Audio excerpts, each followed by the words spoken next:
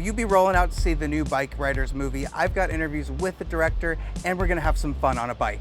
See it or skip it starts right now. See it or skip it. See it or skip it. See it or skip it.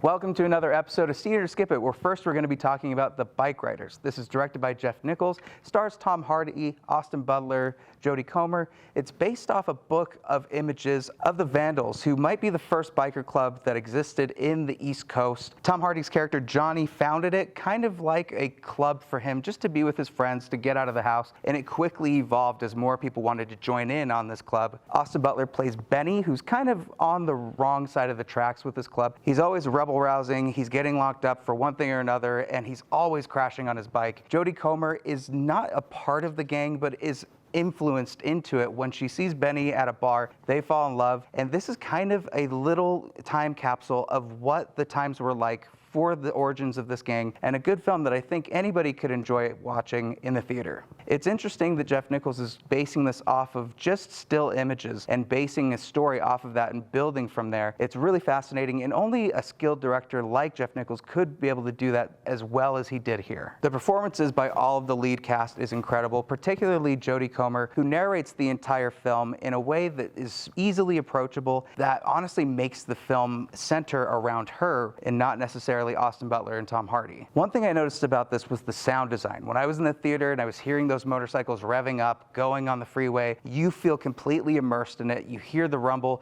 you feel the rumble in your seat like you're on a motorcycle yourself. The way the cinematography captures a small town vibe, how they're able to show how each character interacts with each other, how it's tough on Johnny, the leader, trying to manage everybody. As the club grows, more younger people want to come in and have different ideas of how the club should be run. You have to go and see this in a theater. Why? Because mid-budget films are kind of going the way of the dodo bird. More than likely, especially in Utah with families, it's either kids' movies, animated films, or the big tentpole blockbusters, whether it's Marvel, DC. What I love about The Bikeriders is that it's a simple story told very well, and it's completely engaging. So if you want to see more of these kind of films that are on a mid-budget, that need to be seen in theaters, even though you might not think that because it's not a blockbuster it shouldn't be seen there, it absolutely does deserve it, and that's why you need to see it in a theater. Next up is Thelma, which is inspired by a story from the director Josh Margolin's own grandmother. It's putting a clever spin on something that might be pretty serious and that a lot of families in the United States are dealing with, and that's scammer calls. Now with the evolution of AI, when you can answer a phone call and it could be a loved one saying that they're in prison or they need to be bailed out, just to find out that that was AI or something that was completely falsified to get your money, is horrifying. And Thelma, the main character, who's played by June Squibb, decides to go on a revenge hunt to find the person that scammed her out of the money. While her family are questioning what is she doing, she ends up going missing trying to find this person, and that's where the adventure really kicks off. This is a hilarious film, it's heartfelt, and it's one that, again, call to action, must be seen in a theater if we want to see more of these movies. I got to see this during Sundance this year, and it ended up being one of my favorite movies. The way the humor is so infectious, the way that it feels so natural and organic to the story, the way that all of the characters interact with each other, and especially our main character, Thelma, the performance by June Squibb is incredible. Hopefully she gets nominations for this, because this is her first time in a leading performance. I love the determination and the strong will she has in it, and I love the jokes of old age and kind of agency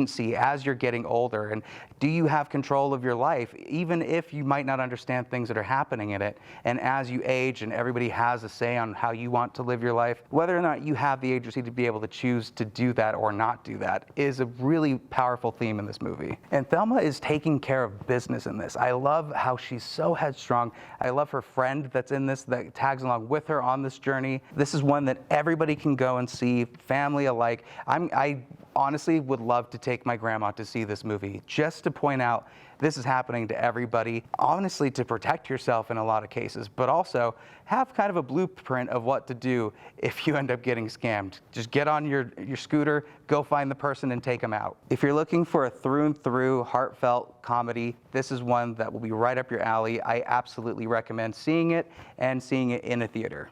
And finally, not so much a review, but just as so you're aware, House of the Dragon Season 2 has come out with the first episode.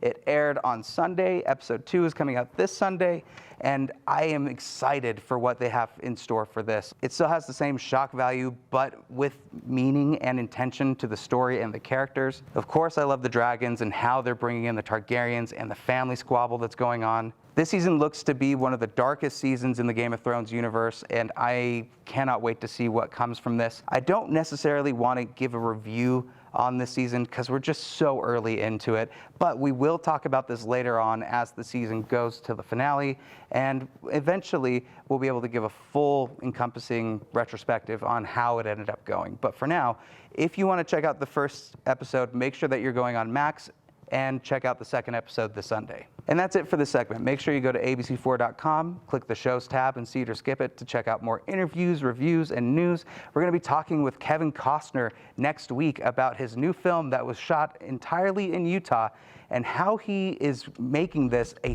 4 or maybe even 5-part saga. Thanks again, as always, for watching, and I will see you at the next review. See it or skip it. See it or skip it.